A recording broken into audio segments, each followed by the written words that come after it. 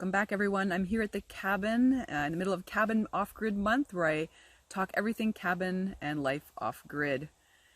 Just relaxing here in my swing. I've been doing a bit of brainstorming. To be honest with you, there's a few things at the cabin I just haven't figured out yet. I need your help. Stay tuned. One of the things I haven't figured out is a really good source of fresh water and how to bring it to the cabin. For those of you not familiar with the cabin, what I do is I bring in safe water from where we live, and I bring it in these large 25-liter containers. So that's how we get water. 2 of them actually last about a week or so, probably about 6 days. And that's for washing dishes, drinking, and general cleaning up. For our washing of clothes and putting out fires and things like that, and shower water, we use water from a rain barrel system that's attached to the shower house. So one day I would like to have a well drilled here or bring up water from the bay.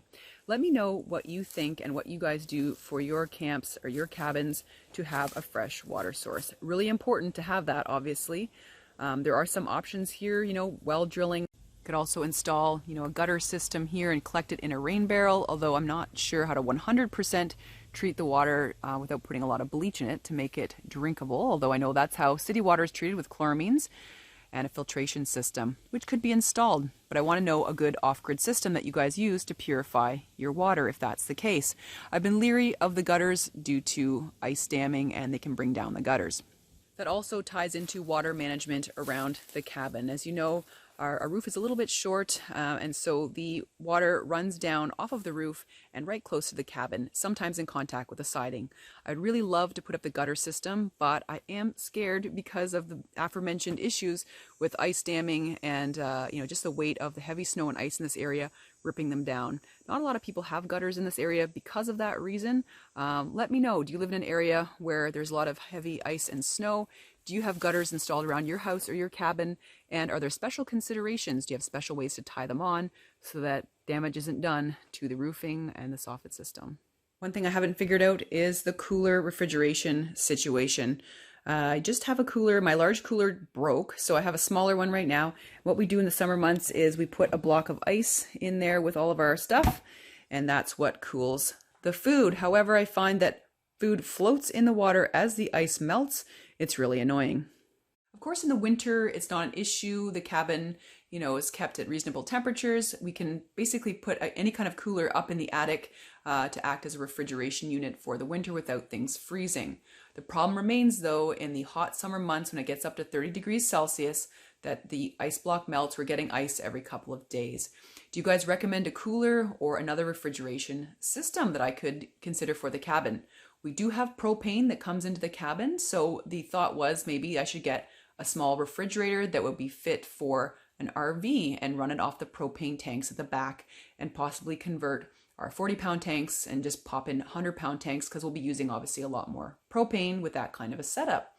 So let me know what you think about that. I need some ideas. This is really one of my biggest irritations at the cabin in the summer months, is trying to keep the food fresh and to have a cooler that works where I'm not having my food floating around in the melted ice water and getting it all soggy and gross. So something I really have to figure out.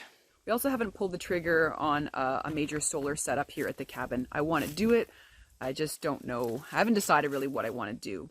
Right now, as you guys know, we have a couple of small panels, and we use a marine battery to hook up the cabin for turning on some LED lights and for charging our equipment, batteries, and the like. We have a generator for larger power tools when we've been building the cabin.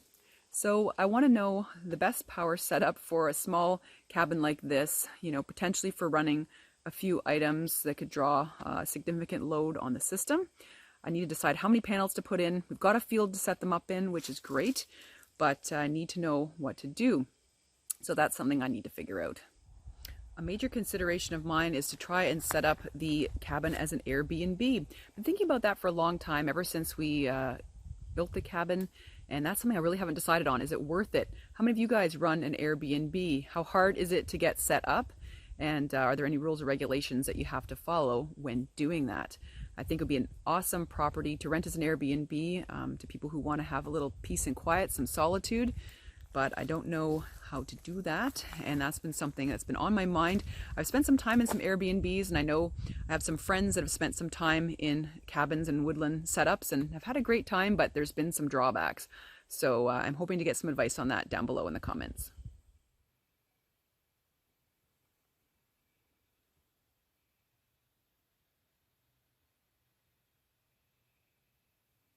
We have a really awesome space just in our loft. Up here is the hatchway to the attic. Here in the attic space, it's vast. It's basically the length of the entire cabin less the loft. It's unfinished and is used as storage right now. As you can see, we have flooring and heaters and snowshoes. I've gotten rid of the mice, which is a wonderful thing, but I want to finish this. I want to make this into a really nice space. I'm trying to decide whether to make it into another nice loft area with a sleeping area, or whether just to finish it nicely to have a proper area for storage. So what do you guys think? Thanks for tuning in today, everyone, and I hope you can help me out with some of the topics I talked about today. Don't forget to put your suggestions down below in the comments and give me some ideas. I hope you have a wonderful week as always, and I'll see you in the next video.